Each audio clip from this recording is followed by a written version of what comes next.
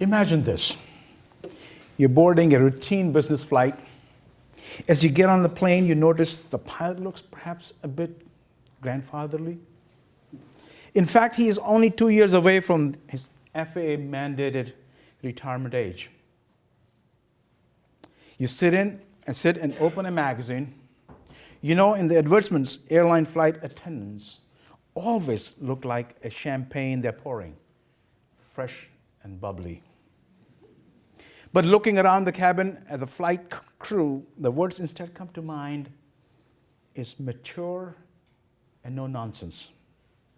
All 3 flight attendants are in their 50s. You're belted comfortably, your seat is in the upright position, and you have just felt the wheels lift off from LaGuardia Airport. Only a couple of minutes into your flight, there's a loud bang, followed by another loud bang. Flames shoot out from the plane's 2 jet engines, and then they both go silent. Less than 3 minutes, pilot makes one terse announcement: prepare for impact. Next thing you know, you're floating on the Hudson River, and the flight crew is quickly and efficiently moving you onto the wings of the aircraft. They know their job. Flight attendant Doreen Welsh is 58. She's been flying since 1970, after 40 years experience. Sheila Dial is 57. She has been flying since 1980. And the other flight attendant, 51-year-old Donna Dent, has been flying since 1982. As you watch the rescue boats approaching the aircraft, one thought goes to your mind: at moments like this, who needs fresh and bubbly? The story of Flight 1549 suggests that in our society, perhaps, we have been too quick to praise youth, too ready to underestimate the value of age, wisdom, and experience. One thing is certain: as we look forward to the middle years of the 21st century, we're going to have an ample opportunity to discover if our assumptions, our prejudices, and our policies about older people are valid. Or perhaps we have something seriously considering to do. Good morning. I'm so pleased to be here today, and I'm honored to be asked to deliver Elizabeth L. Rogers, MD, visiting lecture in geriatric medicine. Thank you, Chris, for that kind and generous introduction. Dr. Durso is a graduate of the Carey Business School, having received his MBA degree in 2007. We are exceptionally proud to call him an alumnus of our school. In years past, this lecture has offered insights into how scientists, clinicians, and health administrators might improve the health, well-being, and medical outcomes of aging Americans. Today, I want to take a different approach. You may have wondered, what has the dean of the Carey Business School got to say about geriatric medicine? The answer is this: about the medical science of geriatrics, very little, if any. But regarding the outcomes related to our ability to enable people everywhere to live longer, a great deal.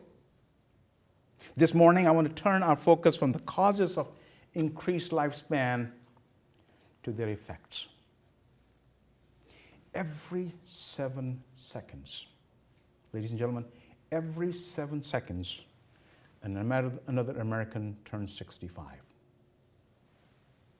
We are a graying population, and that huge cohort of Americans known as baby boomers is just entering their senior years. What does this mean to us as a society, as a nation, and as an economic player in a newly globalized world economy? For too long, we have been focused on freshness and bubbly effervescence of youth. What we now need to understand is the capacity, wisdom, and experience of older age. What can we expect? How can we best prepare for this marked change in our society? When the number of Americans 65 years old and older moves from about 12% of our population today to some 20% by 2030. When we look back at the 20th century, we see an era of unprecedented technological change and progress.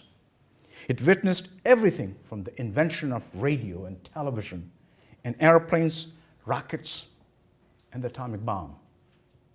But perhaps the single largest achievement is what happened right here and in other medical centers around the world. The biomedical revolution of the 20th century profoundly altered our world, more than television and radio, more than jet travel, more than atomic bomb. Consider this. Life expectancy at the birth in the United States in 1901 was just 49 years.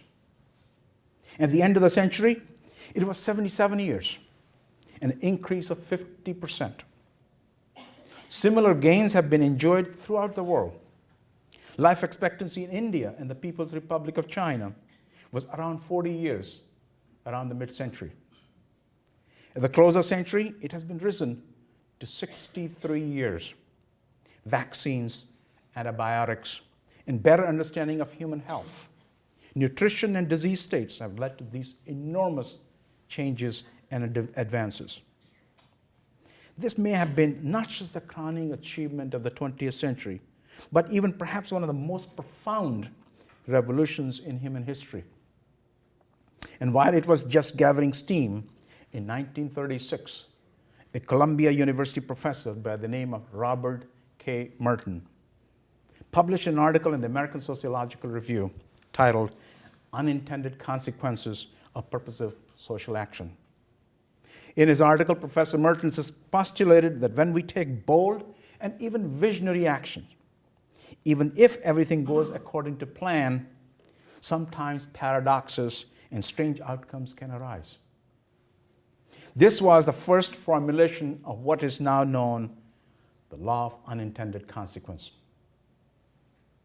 Today, as we unfold the 21st century, this law of unintended consequences has a special relevance to the great increase in lifespans achieved in the 20th century. 100 years ago, in the developed world as a whole, about 3% of the population was over 65. Today, that number is 15%. By 2030, it will be 25%. Think of it. 1/4 of the population ages 65 and older. And many of them will be considerably older. By 2050, 5% of the American population, that is 1 in 20, will be the age 85 or older. The unintended consequences of this profound demographic change we've felt around the globe. I think there are 4 areas in which it will have enormous importance. First, at the societal or sociological level. Second, in the economic and thus political sphere. Third, in all matters related to healthcare and in particular, how resources within the $2 trillion industry are allocated. And finally, number 4, in the realm of education. In the next few minutes, I'd like to consider what demographic changes had mean in each of these 4 areas. So let me begin with the first, aging as a social issue. Here in the United States, the aging of America coincides with and amplifies the diversifying of America. This country has a long tradition of accepting immigrants. I should know it. In the second half of the 20th century, that immigrant stream came increasingly from non-European countries. In general, immigrant families tend to have higher birth rate. By the turn of the millennium, whites in the United States had an average of 1.9 births per woman, compared to 2 births among Asian women, 2.2 births among blacks, and 3.2 births among Hispanics. This has twofold effects. First, it is often reported the country is becoming less white. In 1980, Caucasians comprised 82% of the American population. By 2020, that will project to be just 62% of the population. Still a majority, but considerably reduced. And the skew of that population will be especially noteworthy. More and more white Americans will be older Americans. At the same time, more and more of the younger and the youngest generation are being born to non-whites. In 2001, for instance, ethnic minorities in the United States contributed 42% of all births, even though they made up of only 31% of the population. It is not my intention here to make any sociological observation on predictions based on purely racial or ethnic characteristics. But it is worth considering one behavioral tendency in light of this shift in color across generations. Americans tend to segregate by race where they live and have continued to do so even after the segregation laws were abolished. Now, older Americans are congregating to a greater degree in certain regions of the United States because of weather, or in specific communities like Erickson Retirement Homes, pioneered right here in Maryland. But we must ask, how will this play out? Because of the national demographic shifts, those centers will increasingly find more white than the population at large. This, along with the wealth and the social status differentials, will perhaps make it more difficult for people in those communities to find common cause with their neighbors and fellow citizens in the larger public sphere. Democracy, however, only works when we find the means to work together. In the rural and non-mobile societies, aging is a process that occurs at home in the embrace of an extended and a multi-generational family structure.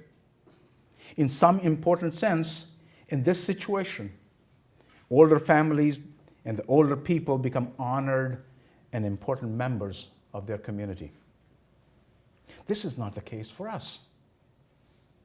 Advances in medical care and reduction in disease burden among older Americans means that today's retirement communities are active and vital places. But they're increasingly forming a world of their own. There has been a little attention paid to the social consequences of older Americans self-segregating in this way. Are we in fact creating geriatric ghettos that are self-contained, self-referential, in some profound way disconnected?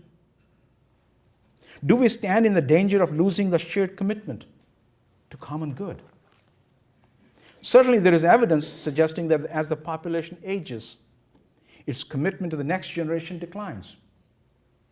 We see it when we enter a debate about shared sacrifices for the nation's future, but Social Security and Medicare are immediately exempted from that conversation. We see it when any talk of tax increases to reduce a national debt that could potentially cripple future generations is rejected out of hand. And we see it when the news and has images of Medicare recipients holding signs protesting against healthcare reforms. We face a challenge, therefore, as more and more Americans enter their senior years. We must find ways to prevent, as much as possible, a generational disconnect magnified by the issues of race, ethnicity, social class, and living arrangements from becoming a generational chasm. Let me go on to the number 2, aging as an economic issue. This morning, I'm speaking largely to an American experience of aging population. However, it is important to remember This occurs in a global context that has profound implications for our economic competitiveness and standards of living. Across the globe, the average age of national populations is advancing as countries, rich and poor, have fewer children. In Britain, it took 130 years, from 1800 to 1930, for the fertility rate to fall from an average of 5 children to 2. The replacement rate of the fertility leads to a stable population, and that happens to be 2.1. In South Korea, that transition took just 20 years, from 1965 to 1985. Now hear this. In Iran, it dropped from 7 in 1994 to just 2 by the year 2006. And the number of women in Tehran is just 1.5. You need 2.1 to rejuvenate the name of a family. We are witnessing an unprecedented race to stable population states. And we know that as small families get smaller, they get richer too. What this also means is that many emerging economies today have vast resources of young people. In India, the average age is 25. And in Mexico, it is 23. Compare that with Japan and Italy at 42. And here in the United States, we stand at 36. Historically, aging population have meant slow rates of economic growth. A country with an average age of 23 or 25 is in a Goldilocks period, with a fewer dependent children, fewer dependent grandparents, and lots of adults in the middle who are ready and eager and willing to work. As the average age of a country moves into 40s, an increasing larger population and the proportion of the population is made up of retirees. The result? The rate of economic growth falls. These demographic changes have enormous business implications. Where will we get the necessary workers to fuel our economy? In the United States, the workforce grew almost 30% in the 1970s as the baby boomers grew up and more women went to work. Through the 1990s and up to the present time, the rate was around 12%. In the next few decades, it will only be 2 or 3%. What was once a flood of new workers will decline to just a trickle. Prior to our current economic troubles, the Bureau of Labor and Statistics was projecting a shortfall of 10 million workers in the United States economy just next year. In Western Europe, the potential problem is even more severe. If you try to foresee what cataclysmic challenges confront the business community in the decades ahead, there are 3 that warrant special attention. On the global level, how can we build new models of environmentally sustainable businesses? On the transnational level, how can we incorporate and embrace the enormous emerging economies of India, China, and other Asian countries? And on the national level, how will we adapt to older consumers and older workers? Today's mature adults control more than $7 trillion in the United States alone, representing 70% of the total wealth. As our population ages, more and more spending power will be concentrated in the hands of older and older customers. American companies will have to adjust not only what they're going to sell and services they will provide, but also to make up the workforce that will perform these functions. This new demographic reality can also have surprising repercussions. 3 years ago, the United States Army raised its age limit for enlisting from 35 to 42. The Army recruits 80,000 soldiers a year, and now about 5% of this incoming corps is coming from this new category. The aging of America has profound implications for employment trends. But where is this trend is most problematic is the area of retirement, as the expectations of most Americans that after a lifetime of work, they will be able to enjoy a significant period of leisure as a sort of reward. Already this notion is beginning to meet a conceptual as well as practical challenges. It is no coincidence that the publications like Harvard Business Review has begun to print articles with headings like, "It is time to retire retirement." Our whole system, and the expectations that have grown up around it, is a study in the law of unintended consequences. When the Social Security system was introduced in 1935, most existing schemes had used 65 as the age of retirement. So the planners made a rough guess that this was a good age for their system too. At the time, typical American workers were expected to live and collect benefits for only 1 or 2 years beyond the age of 65. Subsequent studies showed that this age produced a manageable system that could easily be made self-sufficient and self-sustainable with only modest levels of payroll taxation. In the United States, as in most other countries, we adopted a pay-as-you-go formula that depends upon the generation of current workers to pay the expenses of surviving retirees. What wasn't anticipated, what wasn't predicted, is what happens when the average worker begins living 12 years or more beyond their retirement date, as they do today, with the projections of even greater lifespans ahead. In OECD countries, an average man in 1960 could expect to spend 46 years in the workforce and a little more than 1 year in retirement. By 1995, the number of years in the workforce had decreased to 37, while the number of years in retirement had jumped to 12.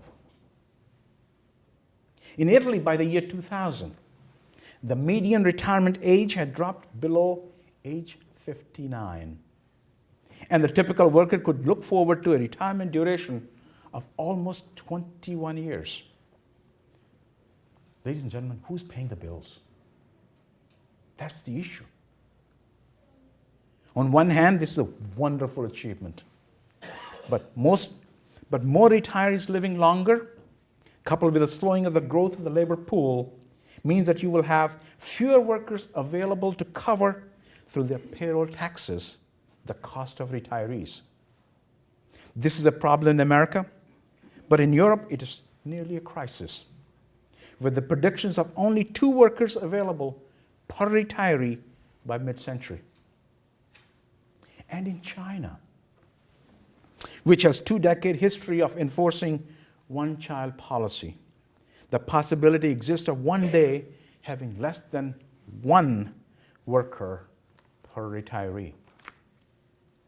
This is where the crisis becomes catastrophe. Can these systems ever be sustainable? The evidence suggests that the real danger here, especially when you consider the tax rates imposed to prop them up. 24 countries, about 2/3 of them are in Europe, now have the payroll tax rates that equal or exceed 20% of the wages. Part of the reason for creating retirement systems like Social Security in the first place was to remove workers from the labor force to make room for younger workers just starting out. It was a humanitarian means of backfilling employment. However, this is a blade that cuts both ways. Just as you can arbitrarily choose a retirement date in order to encourage workers to move out of the labor pool, so too you can, at least in theory, raise that age to move more workers back in. The United States, Britain, and other countries have already begun moving in that direction. But of course, it is not easy as a political matter to simply announce to people they now have to work harder and more longer before retiring. Here is an area where business community has an opportunity and an obligation to play an important leadership role.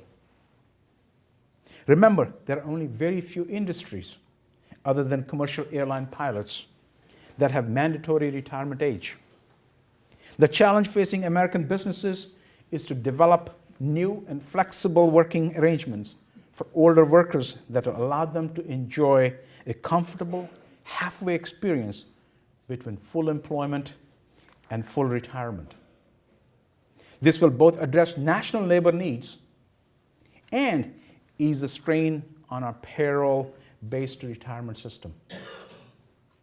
The third issue is aging and healthcare.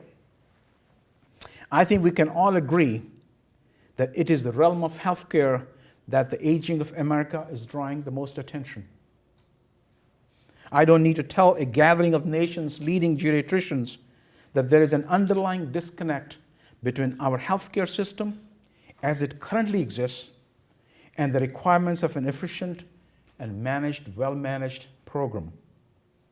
Recent reports have warned of shortages of 24,000 doctors and nearly 1 million nurses in decades' time. The number of trained geriatricians in this country is shockingly low. One estimate says that there are fewer than 8,000 in practice.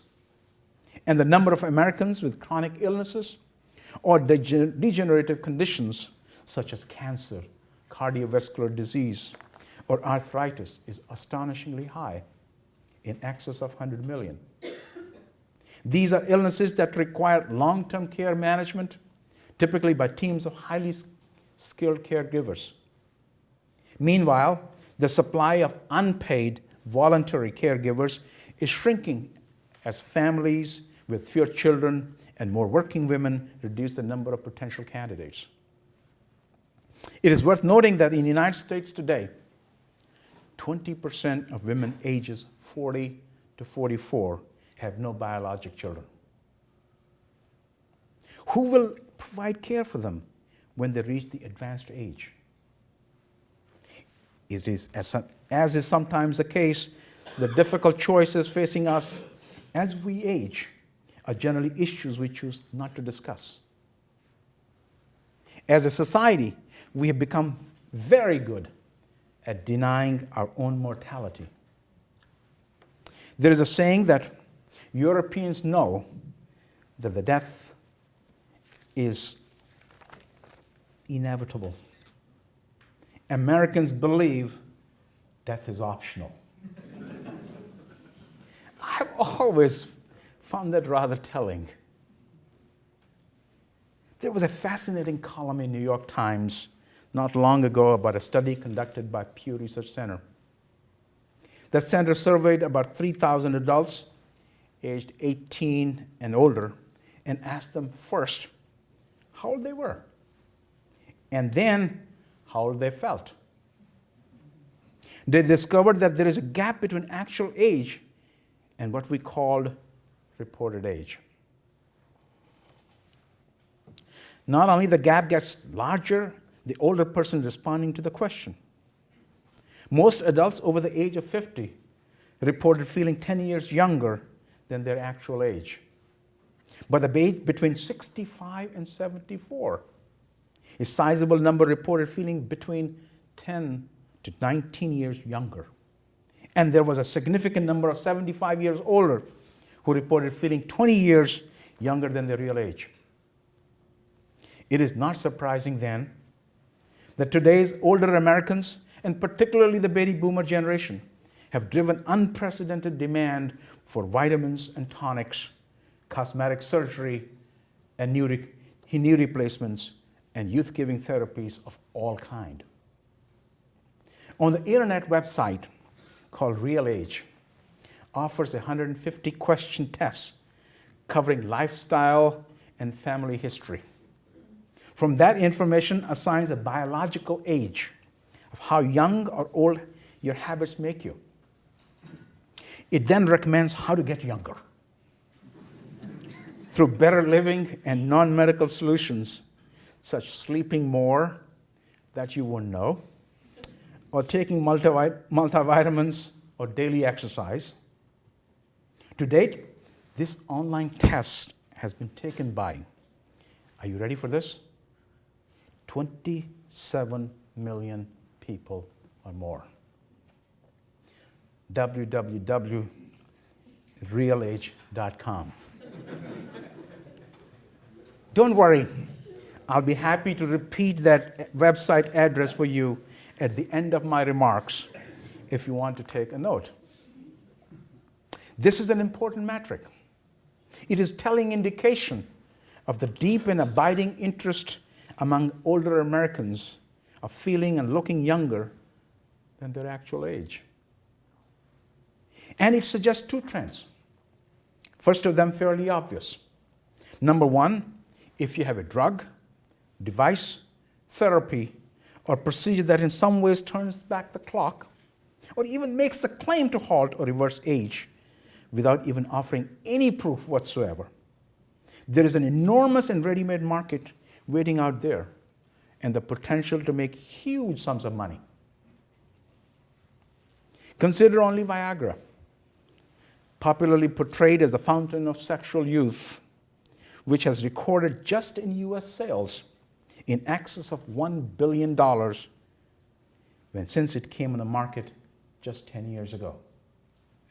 And that doesn't even consider its main competitor market leader called Cialis. But there is a second trend that may be more problematic. How will an aging America choose to spend its healthcare dollars, which are rather limited, both for current care and for the research into new therapies? Healthcare professionals are aware that chronic disease is perhaps the primary driver of medical costs and accounts for something on the order of 80% of healthcare expenditures. If, just hypothetically speaking, we could discover a pill to prevent diabetes, the healthcare savings and the reduction in human misery and premature deaths would be absolutely enormous. Now, the likelihood of such a pill being discovered is small. But we do know already, starting today, that if we could reverse the epidemic of obesity, particularly childhood obesity, that has engulfed this nation, we could make huge strides in reducing the number of subsequent incidences of obesity and diabetes. But even in the United States, medical resources are finite and limited. How are we to balance the demand for management and treatment of growing number of diabetics, particularly among elderly, with the opportunity to reduce the incidences of this disease at some future date? I would suggest that the allocation of increasingly scarce health resources is going to be the greatest national challenge to arise from the demographic shift now underway. There will be a strong temptation to stint on our future health goals in order to address the acute medical needs of the present. But I'm also optimistic in this regard because I believe the enormous pressure to make more efficient use of our healthcare dollars will present unique opportunities for visionary business leaders to create new models and new modalities of healthcare delivery. Fourth, and finally, aging, education, and knowledge base. When Captain Sullenberger, the gentleman who took the plane down and glided his crippled U.S. Airways plane to the near miraculous landing on the Hudson River, he did so with more than 40 years and 27,000 hours of flying experience. Since 2007, Captain Sullenberger has run his own safety consulting business which provides emergency management, safety strategies, and performance monitoring to the aviation industry. He is, in other words, a world-class expert in aviation safety, and it is fair to say the person you would most want to have the controls of your aircraft in that critical situation. In no small way, Captain Sullenberger is emblematic of how older Americans, by their many years of experience and education, represents an irreplaceable national resource of skills and wisdom. This, of course, is a particular provenance of our universities, the institutions uniquely designed to define, protect, and transmit our civilization's store of knowledge. Our systems of higher education will not need to play a leading role in finding and educating those millions of nurses, 24,000 doctors, and all other workers in healthcare beyond what is needed in the coming years. Some colleges and universities are already beginning to look at the older pool of Americans who skipped college first time around as perfect candidates to fill these needs. In Kentucky, the state university system wants to double the number of adults in the workforce holding college degrees in the next 12 years. To do so, they have identified more than 10,000 state residents with some college credits completed and wooing them back to complete their degrees in an effort called Project Graduate. In Ohio, there are an estimated 450,000 citizens with some credits but no degrees who are being targeted under a plan called Complete to Compete. Currently in the United States, about 3% of all part-time and full-time students at the undergraduate level are age 50 or over. Looking forward, our colleges and universities, and yes, the business schools, must help prepare for the profound changes that will accompany an older and grayer America. In one sense, we've already arrived at the inflection point, which has been amplified by slowdown in voluntary retirements because of the recession and losses in the value of portfolio assets. Dropping rate in retirement rates can lead to core productivity problem as more and more people hold on to their jobs for longer and longer. These more expensive workers have the effect of raising costs and potentially putting companies at an economic disadvantage. And in seniority-based systems, where the last hired is first fired, for instance, union jobs, a deep and prolonged downturn can have the effect of removing younger workers and newer workers permanently, as they're forced eventually to find other lines of work. Meanwhile, when a bad economy forces workers to stay longer after they would like to retire, you build a pent-up demand for retirement. When the economy recovers, the stock portfolios rebound.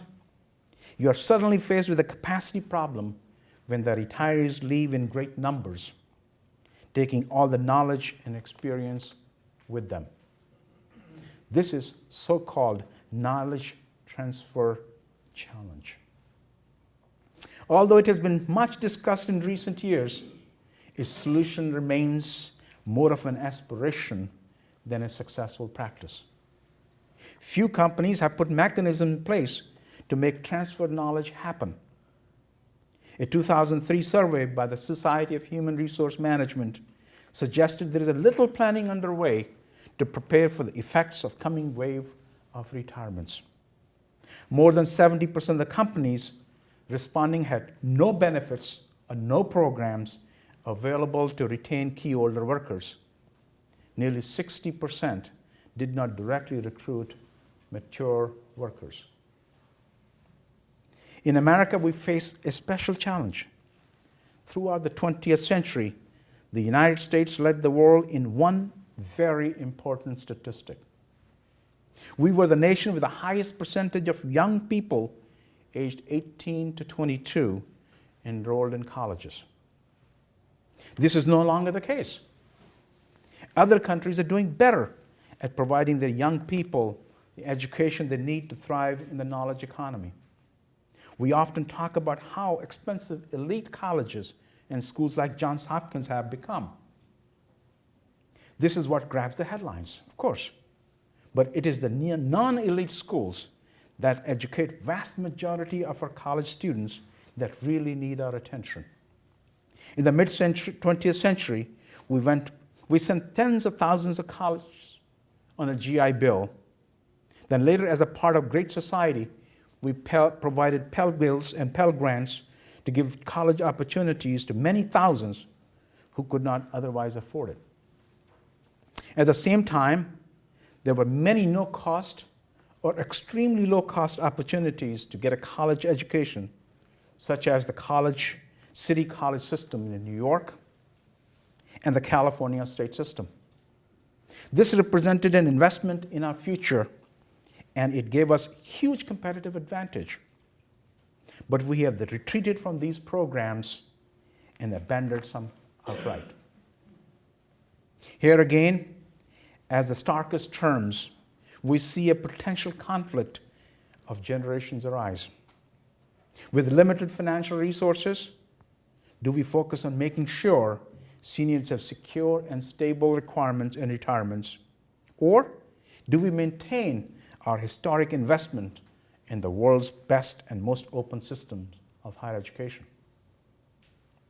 The problem is compounded by the skew in fertility rates mentioned earlier. A greater percentage of children are being born to families further down the economic ladder. Consider that in the context of this stark reality. A child born to a family in America with a household income of $90,000 has more than 1 in 4 chance of going to college. If the family income is just $35,000 or less, that chance drops to 1 in 40. While American businesses must re-examine how they can best use the skills and abilities of an aging workforce, they must also have their eye to the future. They must be forging partnerships with colleges and universities to help prepare the future generation of business leaders. Some elite institutions have begun offering free education to the children of families making minimum wage or below. Here at Johns Hopkins, we have the Baltimore Scholars Program that offers a free Hopkins undergraduate education to any qualified student who graduates from the city school system. This is a start, but much more will be needed. From a business perspective, we face an urgent and critical need to address the aging of American workforce rather strategically. We must begin by asking, what skills do we need? What skills are we in danger of losing? And how we can find innovative approaches to retain and, when necessary, replace these skills, recognizing that the steady and significant growth in the workforce we have come to expect may no longer be available. Business mindsets must change. Marketing strategies must change. HR policies must change. And change is never easy. But at the core, this demographic shift, and in many industries, it is going to be felt more like an earthquake, is a wonderful opportunity to re-engineer, reimagine, and rejuvenate how business is done in America. Let me conclude by thanking you for indulging me in this exploration of at least some of the societal and business implications for global demographic transformation we are witnessing. For those of us involved in business, either academically or in practice, there is tremendously exciting opportunities and challenges by grappling these issues. To sum up, in 2006, almost 500 million people worldwide were 65 or older. By year 2030, just 2 decades from now, the total is projected to increase to 1 billion people, or 1 out of every 8 people on Earth. Midway through the coming decade, and for the first time ever, people over 65 will outnumber children under the age of 5. This is a tidal wave of change, and it will have dramatic effect on social entitlement programs, labor supply, trade and savings around the globe, socially and economically, medically and educationally. These changes present unique challenges. Many of these issues are new, and we're still coming to terms with their solutions. For my part, I'm convinced above all one thing: it is by ensuring the future of young people that we can best provide for those who grow old. A strange way to end a lecture dedicated to geriatric medicine, you may think. But this makes a perfect sense. Because remember, we were all young once. Our challenge is to gain the wisdom and experience of Captain Sullenberger, but never lose the excitement, the enthusiasm, and the optimism of our youth. As a nation, yes, indeed, we're growing older. The challenge is, however, how young can we remain? And yes, for those who are curious, I did pay a visit to that little quiz. You can find it one more time, www.realage.com. My score, 25. This is an audience that has probably thought more than any other about the aging of America. I hope I have been able to provide some fresh insights. Thank you for giving me this opportunity to offer my perspective. Now I would be delighted to take some questions and comments and continue this discussion. Thank you. Yes, ma'am. I have a specific question about medical education. Having gone to medical school about 25 years ago, we weren't taught anything. You look at the healthcare crisis now, and you look at the problems of financing, cost control, access, quality, and those were things that we weren't taught. We weren't taught those kinds of issues in medical school. So if you had sort of free reign to work on our medical education system, either in medical school or residence, what aspects of your business school core courses would you try to inject into our medical education system? Did I bribe you for that? If not, I'll do that later on. Thank you for the question. The question is, what changes, what additions would you make in health curriculum by way of adding some business pieces and what those business pieces may look like, correct? Yes. Let me put it this way. If you look at a doctor's role, the first and foremost doctor's role is about human conditions and understanding other human beings. So therefore, the communication part is extremely important. Leadership, because at the end of the day, the doctors decide on a number of things. Therefore, the leadership is very important. So is the quality issue. And understanding human philosophy is extremely important. But many of them eventually become the leaders as the chiefs and the department chairs and so on and so forth. Therefore, the whole idea of how to manage is extremely important. And many of those people who go into the practice, and unfortunately, whether you like it or not, the doctors are not very great investors. How do I manage my own finances? How do I actually look at the balance sheets per se? There are very critical, important issues of our society. Thank you. Yes, sir.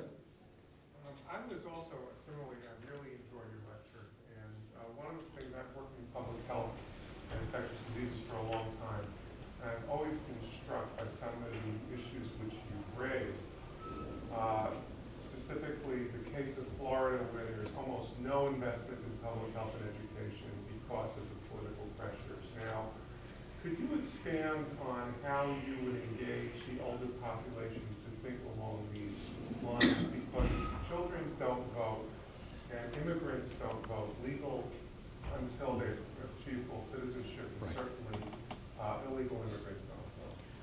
Well, that's the same case situation not only in Florida, but equally in Colorado, for example. In some cases in California, with a similar issue. It's the ballots after ballots get defeated for tax increases, for education, for other things. And part of the reason is very simple. We have become a 30-second soundbite nation. We have not explained to people the ramification of what it impacts a senior citizen. When we have no education, we have nobody to care for them. That's important. If we have no education, we don't have doctors to be able to provide for them. If we don't have any education, we don't have any new products or innovation that will make their life better, as an example. And quite frankly, if we have no education, we have higher crime rates. That hits hard really well. Unless and until we really articulate well to these individuals about their vulnerabilities, I think we will have a difficult, continue to have the problem. So I really think it is important how we articulate, how do we position and marshal our arguments is very, very important. And there is no question, there is a tremendous tendency right now of decline in philanthropy among older people. And it's been declining for some time. Have I answered your question? Thank you. Yes, sir. Just a comment that as you come to us to advise us on business, I have the pleasure under the University of coming to you and advise you about healthcare in your business school. And I believe that where you are taking the Carey Business School to link with the medical establishment and to work with us is an enormously promising exercise. And I think in this talk you've given us a little bit of insight about how creative and how helpful it is in pursuing our goals of healthcare in the context of the incredible economic and political system that at times drives us crazy. Thank you. Well, as a matter of fact, if you look at the healthcare system, it's perhaps by far the most complex system there is. Because if, I was telling last night to some people, if you're doing a transaction on real estate, there are only two parties. And both of them have a similar objective function. In healthcare, on the other hand, patient has a different objective function. Patient wants to get well. That's the only objective the patient has. The doctor has a different objective function. The hospital has yet another different objective function. The insurance company has a very different objective function. And the politicians, I have no idea what objective function they have. Can you see how many players there are? And therefore, it makes the system extremely, extremely complex. If you can teach people about how to manage complex systems, the rest is easy. See, unfortunately, what happens in typical commercial systems, what we do, we take the huge complex system and we slice them, dice them, until it becomes very deterministic, and we make the decisions. That's what happened in the bank situation. We slice them and dice them and create this decision-making process. Unfortunately, we forgot there's a thing called systemic risk. And that was much bigger than ever before. But in healthcare, you cannot slice them and dice them. Because a patient comes to you, you can't say, well, I'm going to only treat you this, but you can die tomorrow by the medication that I prescribed to you. That's not going to happen. So therefore, we are absolutely privileged at Carey School because we have the opportunity to teach people how to manage complex systems as opposed to how to create a deterministic environment. And that's fundamentally a unique feature of Hopkins because of what you represent. Yes, sir. Just tying in a few things. Lynn Freed isn't here this year and has been for many years at this lecture. And if she was here, she might remind us of the Experience Corps, which is actually bringing older folks into a volunteer position to help in schools. So the generativity of older people helping younger people. But the health benefits that are associated after the older adults are things that we've begun to measure. We haven't measured whether or not there's a positive economic impact and return on investment in that, which would allow us to actually pay people to re-enter the workforce in their 70s as compared to giving them a CAD voucher and lunch. The other thing, I don't think Costas is here, but Costas talked to me a few years ago that the most important thing we could do to decrease our healthcare costs, particularly for nursing homes and Alzheimer's disease, societally, would be to increase the retirement age 5 to 7 years, because that keeps the brain continuing to be plastic and active. And as soon as you retire, your brain starts deteriorating. Right. And so putting all of these kinds of things together and figuring out business models of job sharing, of ways that people can stay engaged in the workforce, perhaps in different ways, would be something that I think, as a faculty in geriatric medicine, and as you and as you're really trying to take the Carey business in a different direction, to think about how we can use the strength of medical school to strengthen your school. I think there are things that we can do. Oh, absolutely. And I'll give you a couple of examples, perhaps, and some of the really innovative companies have done. So let's take the case of CVS Pharmacy. Well, they have a very interesting model. So the people who are living in North go in for winter time to go to work in South. And those who are fed up with the weather conditions and want to have skiing and things of that nature, or have beautiful Baltimore with the rain and all the beautiful things that goes on, they get to come in the winter here. So there's a swapping of the place, not necessarily the job, and that keeps them engaged in that kind of jobs for a longer period of time. So without necessarily forcing them to re-enter, unless of course you have Arthur Anderson, when they went broke, all the retired people had to come back to work because they had no retirement. Yes, ma'am. Can I just mention one other thing? I think operations management also has a place in medical training. We certainly have. They're all good bottlenecks. things, good people. Absolutely. We certainly have bottlenecks in the clinics and hospitals, et cetera. And the other thing I think you could help us with are these private-public partnerships. And as we work together, we find, I'm in the federal government, and as we work with private companies, there are just different metrics for success. We're not looking at return on investment per se, and the academic people are looking at journal articles, impact factors, et cetera. So that's something else that you could also help us with. I could agree more. This is absolutely true. The problem of our society is so enormous that if we don't work together, and that's the basis, basic tenets of democracy, I think we will have this problem out of hands. And whether it is for-profit, not-for-profit, the regulatory agencies, or others, they need to have to work together in this question. Thank you very much.